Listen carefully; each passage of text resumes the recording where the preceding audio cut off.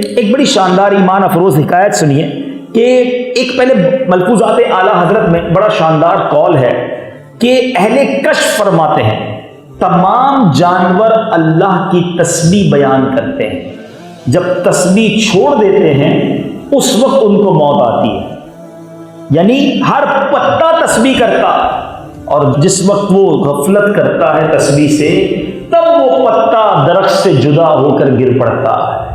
ہر درخت تسبیح کرتا ہے، جب وہ درخت اللہ کی تسبیح چھوڑ دیتا ہے تبھی اسے کاٹ لیا جاتا ہے۔ اب ایک ایمان افروز حکایت سنیے۔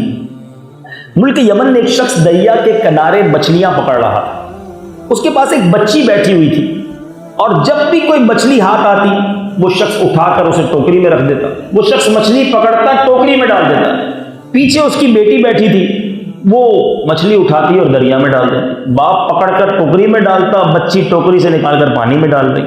سارا دن بیچارے نے محنت کی، شام کو مڑ کر دیکھا کہ ٹوکری میں کتنی مچھلیاں جمع ہوئیں، ایک بھی نہیں۔ کہا بیٹا مچھلیاں کہاں گئیں؟ کہا بابا جان آپ ہی نے تو کہا تھا کہ جو مچھلی اللہ کے ذکر سے غافل ہو جاتی ہے وہ پکڑی جاتی ہے، میں نے سوچا غافل مچھلیاں کھا کر کہیں ہم بھی غافل نہ ہو جائیں، آپ پکڑتے جاتے میں پانی میں ڈالتی جاتی۔ بظاہر تو یہ حکایت ہے مگر میرے میٹھے اسلامی بات درس ہے ہمارے، جانور اللہ کا ذکر کریں، پتے اللہ کا ذکر کریں، درخت اللہ کا ذکر کریں۔ لوگ یہ کہتے نہیں، پھولے نہیں سماتے کہ ہم اشرف المخلوقات ہیں، انسان ساری مخلوق میں سب سے افضل ہے۔ اشرف المخلوقات ہیں تو بن کر بھی تو دکھاؤ نا۔ کئی انسان جانوروں سے بھی بدتر ہیں، ہر شخص اشرف المخلوقات نہیں، یاد رکھیے گا۔ جو اللہ کو نہیں مانتا، اللہ کے رسول کو نہیں مانتا، جو معاذ اللہ نبی پاک کو خاتم النبیین نہیں مانتا، جو اولیاء کرام، صحابہ کرام اور اہل بیت اطہار کی شان میں گستاخی کرتا ہے، وہ کہاں سے اشرف المخلوقات ہو گیا؟ دیکھیں یاد رکھیے گا، انسان کے اندر دو جز ہیں۔ جانور کیوں جانور ہے؟ اس میں شہوت ہے، عقل نہیں ہے، ٹھیک ہے، اطاعت نہیں ہے، شہوت ہے۔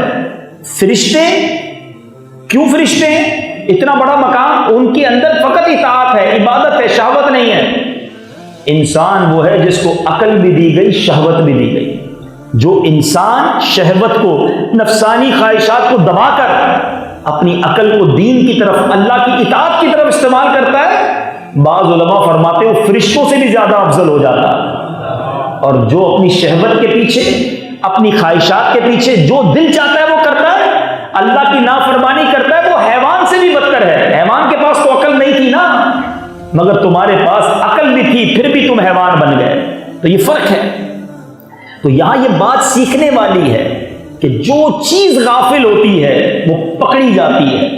حضرت جنید بغدادی رحمۃ اللہ تعالی علیہ کے پاس ایک پرندہ تھا، اس پرندے نے حضرت جنید بغدادی سے کہا کہ اے جنید، میں تھوڑی دیر کے لیے اللہ کے ذکر سے غافل ہوا، میں پکڑا گیا، پنجرے میں آ گیا۔ مجھے تو افسوس ان مسلمانوں پر ہوتا ہے جو سارا دن غفلت میں گزارتے ہیں، ساری زندگی غفلت میں گزارتے ہیں۔